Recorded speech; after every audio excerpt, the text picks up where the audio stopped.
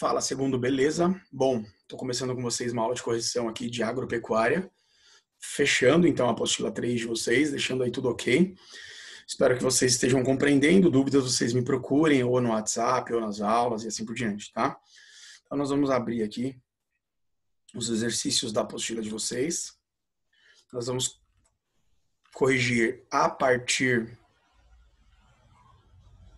Opa. A partir da página 550, tá? Continuando do exercício 12, tá bom, gente? Então, 550, exercício 12. A expansão da fronteira agrícola e a concentração da estrutura fundiária tem gerado conflitos pela posse da terra no Brasil. Sobre os principais conflitos, a partir da década de 1970, analise as seguintes afirmativas. Então, a alternativa D, a 2 e a 3 estão corretas, tá? As ocupações organizadas de terras e acampamentos sem terra vêm pressionando o governo para a desapropriação de terras e assentamentos dos trabalhadores rurais.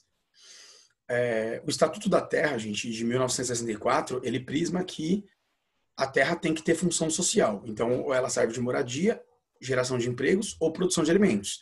Essas terras que não têm nenhuma dessas funções devem ser recuperadas pelo governo e o governo, então, cria um assentamento de famílias rurais que não têm terra nessas terras. Mas, infelizmente, no Brasil, tudo isso é muito lento e, de forma geral, as bancadas ruralistas, né, no Congresso Federal, no Senado Federal, as políticas capitalistas do campo brasileiro têm cada vez mais dificultado o acesso à terra pelas famílias e pelos produtores tradicionais.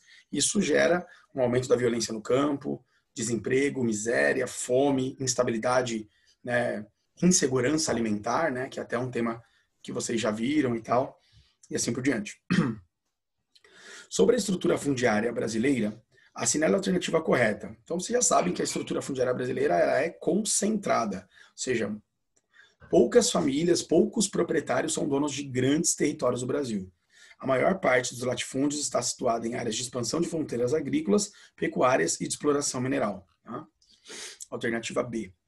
Unicamp. O gráfico a seguir mostra que o Brasil tem registrado nos últimos anos crescimento da violência no campo. Assinale a alternativa que indica corretamente o que vem motivando esse fenômeno e em que região tem predominado esse tipo de ocorrência. Então, assassinatos dos trabalhadores rurais no Brasil entre 2003 e 2017. Em média, gente, nós estamos na casa dos 50 mortes por ano por disputas por terra no Brasil. De forma geral, os ladrões de terra, né, eu gosto muito de chamar de ladrões de terra, que são os grandes latifundiários, os grileiros, né, que tomam terras dos indígenas, tomam terras dos quilombolas, tomam terras dos agricultores tradicionais do Brasil, eles vão invadindo, né, as terras do Brasil e expulsando e muitas vezes matando essas pessoas, inclusive com o uso da polícia, tá? O Estado brasileiro é cúmplice disso tudo, né? Sabe que essas coisas acontecem e, inclusive, perdoa esses caras dando as terras para esses caras, tá? É o que tem acontecido historicamente no Brasil. E aí você tem 2003, 73 assassinatos e 2017, 70 assassinatos. Vejam que do início do governo Lula ao governo Temer, pós-impeachment da Dilma, o número de mortes por ano no Brasil, isso oficialmente, tá, gente? Nós, muitas vezes, nem sabemos se esses valores são reais ou não. Estima-se que sim, existem organismos sérios que fazem esse controle, essa análise e tal, mas sempre pode haver um assassinato a mais ou a menos e por aí vai, tá? Então, assinale a alternativa que indica corretamente o que vem motivando, tá? Alternativa D. A rivalidade entre trabalhadores rurais, criadores extensivos de gado bovino no Pantanal, nas chapadas mato-grossenses, tem resultado na violência agrária. De forma geral, não sei se vocês lembram, em 2012, um grupo chamado Guarani Kaiowá, que é um grupo indígena do Mato Grosso, eles assinaram uma carta de suicídio coletivo para Dilma, dizendo que se a Dilma não contribuísse para ajudá-los a serem salvos, né, das violências praticadas pelos pecuaristas da região, eles cometeriam um suicídio coletivo, porque a terra para eles não é só, na verdade, a terra para eles não é dinheiro, né? A terra para eles é a existência, a própria existência. Os indígenas, eles têm uma relação com a terra espiritual, né? É como se a terra fosse um deus para eles. Então, não é só não poder produzir e sobreviver, é não poder existir. E nós sabemos que o governo da Dilma teve um grande aumento do desmatamento, do sistema de invasão de terra e tal, e o governo Dilma não pôde ou não quis fazer nada para resolver isso. Alternativa D. Tá? Sobre o grande setor agropecuário e alimentar do Brasil, é correto afirmar que, alternativa B de bola, a soja é hoje uma das principais commodities do agronegócio brasileiro, com sua produção ocupando regiões tradicionais de plantio no sul do país, que se estenderam aos cerrados do centro-oeste e às fronteiras com a Amazônia no norte e nordeste brasileiro. Tá? Questão número 16.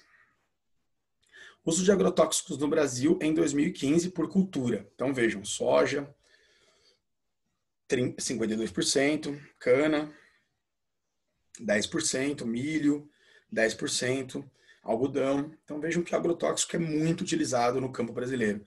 Eu indico novamente o documentário Veneno Está na Mesa, muito bom, 1 e 2, para vocês verem na prática como que isso funciona nos campos, né, nas áreas rurais brasileiras.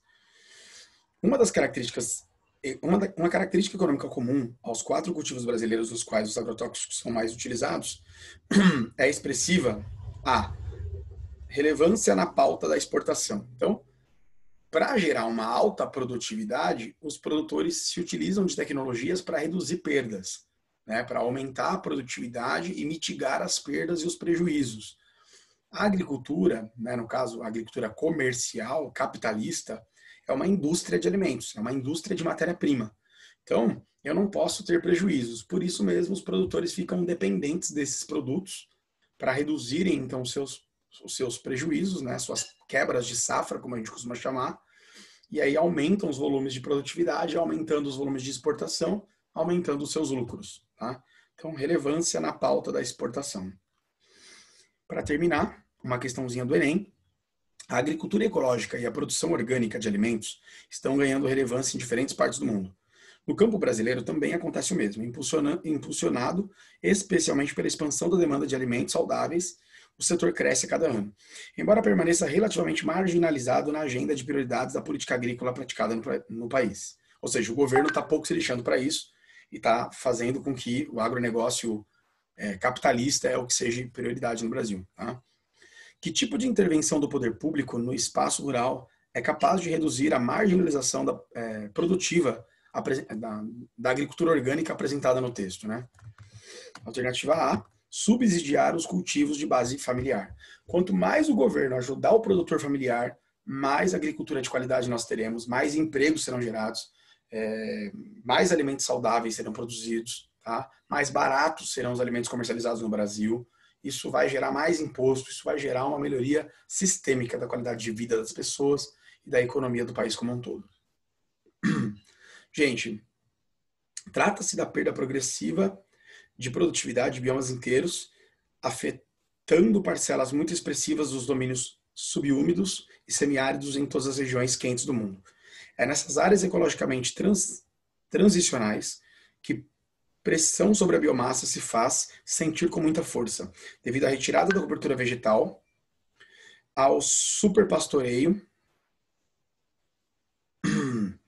e às atividades mineradoras não controladas, desencadeando um quadro agudo de degradação ambiental, refletido pela incapacidade de suporte para o desenvolvimento de espécies vegetais, seja uma floresta natural ou plantações agrícolas. O texto enfatiza uma consequência da relação conflituosa entre a sociedade humana e o ambiente que diz respeito ao processo de desertificação de ecossistemas. Eu vou removendo as coberturas vegetais, o clima vai se tornando mais seco e a expansão dos desertos vai se ampliando pelo planeta. Quando eu destruo uma floresta e coloco no lugar uma fazenda de soja, eu estou destruindo toda a biodiversidade de uma região, transformando uma região biodiversa em um deserto verde de um único cultivo. Isso amplia os cenários de desertos do mundo. Cerrado brasileiro corre o risco de passar por isso. A Caatinga, né, o sertão nordestino, já está passando por isso. Os campos gaúchos também caminham para isso e assim por diante. Tá? As planícies centrais nos Estados Unidos e tal. Então, espero que vocês tenham entendido. Nós fechamos a apostila 3 de Geografia. Uhul e aguardo vocês nas próximas aulas. Um grande abraço.